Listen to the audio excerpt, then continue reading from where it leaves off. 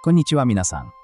前回は日本を離れた後に外国人が感じる軽い落ち込みについて紹介しました。今回はもう少し深刻な問題についてです。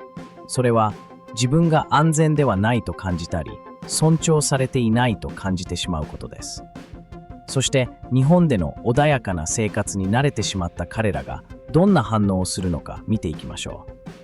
まずは日本にしばらく滞在した後、母国に戻ったアメリカ人の女性医師です。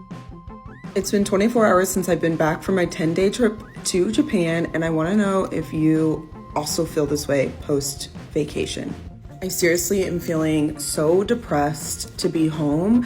It is not necessarily like getting back to the real world. A big part of it is, but also just leaving the Japanese culture of kindness and respect and moving slow and just the part of being, which is part of being a human being. I don't know if that makes sense. You get the opportunity to slow down and just forget about like real world problems.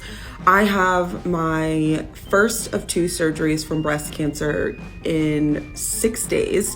And so the reality of that is truly hitting me, but also just coming back to the hustle culture of America and just feeling like I have to be doing so much the second I get home, which I'm not even working that much. So it's like the fact that I feel like I have to fill my days with to-do items instead of just enjoying the moment and being slow and really just listening to my body.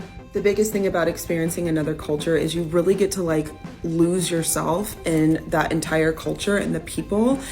And I think as a society in America, we lack so much culture. Like our culture is like being loud and partying and all of those things, but as a like nation, we don't really have a like genuine culture that you see in every single person that is like cherished and something to really like be proud of. I'll give you an example of like the kindness that I miss from the Japanese people. Everyone was just so respectful of personal property and just you as an individual, just so kind. And like the day before I left for my trip, I went to a tire place that I know pretty well and I bought 2 new tires. Well, I guess yesterday driving home from the airport, my tire pressure light came on and I was like, great, I think I have a nail in my tire.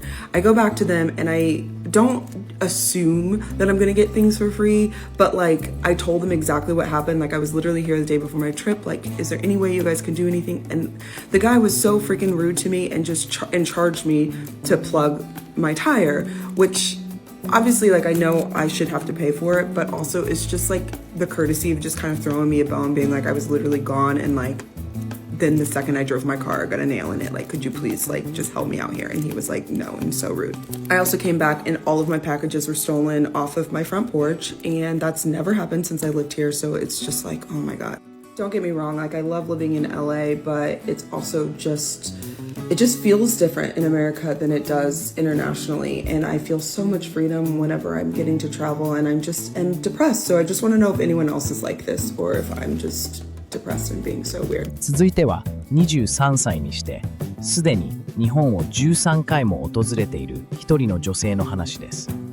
彼女がどんな経験をしてきたのか見ていきましょう。 At 23 years old, I've been to Japan over 13 times, and after all those trips, what stuck with me the most wasn't the food or the temples or the trains. It was the way people respect each other. There's no honking, no shouting into phones, no one shoving past you just to get ahead. People line up without being told, stations are packed but calm, and everyone moves with this quiet awareness like I'm not the only person here. You return your tray, you sort your trash, and not because someone's watching, but because it's just what you do. It's the bows, the thank yous, the moments of silence, because even the smallest actions feel so intentional. And I mean, as someone coming from the States, that all hit me. We have rules, but Japan has respect. Respect for each other, for shared spaces, and for the little things that make everyday life smoother for everyone else. And now after 13 visits, I carry that with me everywhere I go. And I mean, I know it didn't have to take 13 visits. The first one was plenty, but I guess for anyone traveling to Japan, this is something I want you to look out for as well. And of course, I know this is not the only thing that stands out from Japan, so if you notice anything else, I'd love to know, so leave it in the comments below. Bye bye. そして次はイギリス人の女性です。日本で1年間暮らした後、母国に戻った彼女はとても敏感になってしまいました。Living in Japan for a year trained me to be way too sensitive for UK life. So when I came back to the UK, I had the biggest culture shock. Number one was the kind of aggressiveness of British people and how they just literally say whatever's on their mind. I was just so used to like being very sensitive to the way people speak and act that honestly like hearing people just say like, oh, you're like really loud, or just they literally just say whatever they think, and it was like so shocking to me. The next thing was I was way too used to working in Japan, and when you get a job in Japan you get proper training, whereas I got like a barista job for a tea room in the UK, and the first trial day was like a full day of work, and they just were like, right, just start working, and I was like, where's my training? And lastly, people act very unpredictable in the UK, especially in the cities. Like you look around and there might be like someone uttering random things in the corner, or actually people are just very unpredictable. When I graduated boarding school, I went to Japan, so I hadn't experienced this side of like living and working in the UK as an adult, and yeah, it was surprising. 次は日本での秩序や全体的な暮らしについて語る一人の女性です。日本で生活していると自分が社会の一員であると実感できる、そんな感覚について話してくれます。So, coming back from Japan, I've shared this with a few of my friends. It was more of a culture shock coming back to America because everyone in Japan is so courteous and polite. They are all mindful of being part of a whole, so it works. Even though there's tons of people everywhere, everything works. Coming back here, I've just found myself doing day-to-day errands, going to the gym, going to the store. People don't care. And I found myself genuinely like frustrated that Americans are just so inconsiderate, right? And it causes disruption, and it causes everything to just like not work well. Literally the opposite of what I described Japan to be. おそらくそうした理由からこそ日本はとても安全に感じられるのかもしれません。No lock, no lock, no lock, no lock, no lock, no lock, no lock, no lock, no lock, no lock, no lock, no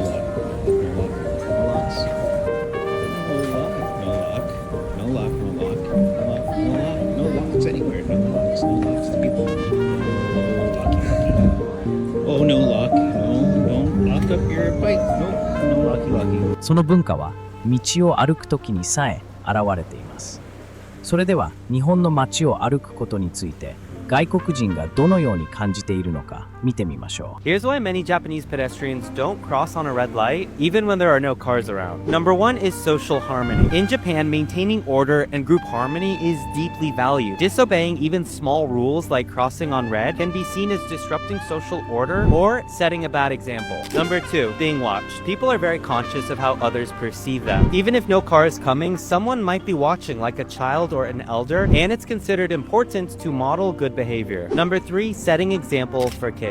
Kids in Japan often walk to school alone, and they're taught to strictly obey traffic rules. Adults don't want to set the wrong example by jaywalking. Number four, respect for rules. Rules aren't seen as suggestions, they're part of how society functions smoothly. So crossing on a red light, even if you do it safely, feels like a violation of that shared understanding. Japan has one of the lowest pedestrian death rates in the world. The culture of obeying even minor rules contributes to overall safety. So while in many countries crossing on a red is considered no big deal, in Japan it's part of a deeper respect for community, order, and shared responsibility. It's not fear, it's mindfulness. We are in Sapporo, Japan, in the north of Japan. It is currently -5 degrees here and snowing everywhere. It's pretty hard to walk. There is one thing I noticed since being here in Japan, and that is, if it doesn't say green light, like up there, then you're not supposed to walk. In the UK, it's very normal for us to walk even if it's a red light, but here, I believe it's like considered jaywalking or whatever, so it's considered pretty bad. I've done it once, and the guy in the car looked at me like I was crazy. So I guess that's a culture shock and something that I've got to adjust to. We have snow in the UK, but nothing as crazy as this behind me. This is insane. You see, the inner child in me really wants to just jump and jump straight into the snow, but I'm not gonna do that. We live in Scotland. You just go. Iona, I'm from Scotland. I'm Rob from Wales. Did you have any culture shock after coming to Japan? Oh, so few bins. And you have to wait for a green light to cross the road. We live in Scotland. You just go. Obviously, if the road's clear, but we would just go. Whereas here, everyone waits and they queue so nicely. Do you have any recommend place to go in Scotland? We live in Edinburgh. It's the capital, and we do love Edinburgh. But I think if you could go further up, some of the islands, I would say. So I think one of our favourite trips that we've done is called Orkney. It's like above Scotland. People are going to Scotland and they have time. I think going to the islands is a good recommendation. Thank you so much. You're very welcome. Yeah. そして最後に、日本を離れるときに絶対に忘れられないものがあります。それはトイレです。Babes, this is probably so weird and awkward, but one thing that I miss about Japan is their toilets. Every single restroom that you walked into, didn't matter if it was fancy or not, had number one, music so that other people couldn't hear your business. And number two, a bidet. If you don't know what bidets are, it's basically like a little water splash zone. And it cleans you, babes, okay? The first time I used it, I was like, oh, this is so weird. Because I live in the US and no restrooms have that unless you go to like a Muslim-owned business. They have bidets for you to use. But look what I freaking found. Girl was promoting this and I thought that this was so freaking genius. It's basically a portable bidet that you can take with you to public restrooms or keep it at your house, doesn't matter. I'm gonna go give you a demonstration in the restroom. Not a real live demonstration, okay, but like just show y'all how it works. This little part that y'all see right here can be put up and then locked. Look, babes, and now you just squeeze the bottle. Wow, this is so freaking awesome.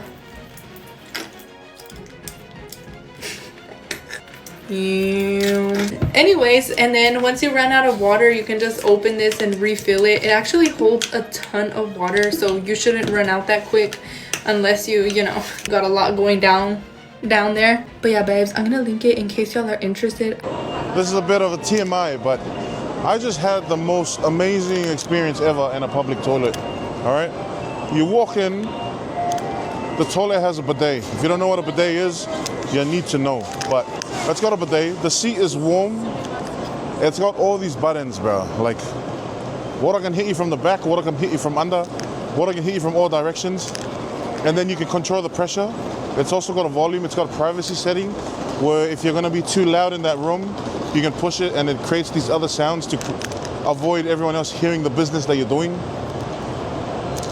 Japan toilets, especially public toilets, another level. Guess what, guys? My life has changed. Guess what, guys? Guys, guess what? So there's something that says privacy. If you press it, if you need a flat or something, then you press it. No one can hear it. Then you make a noise. And then いかがでしたか？日本での生活はただ便利なだけでなく、安心感や人とのつながりも感じられる特別なものなのかもしれません。だからこそ、日本を離れたとき、その違いに強く気づくのでしょう。もし皆さんが同じような経験をしたことがあれば、ぜひコメントで教えてください。それでは、また次の動画でお会いしましょう。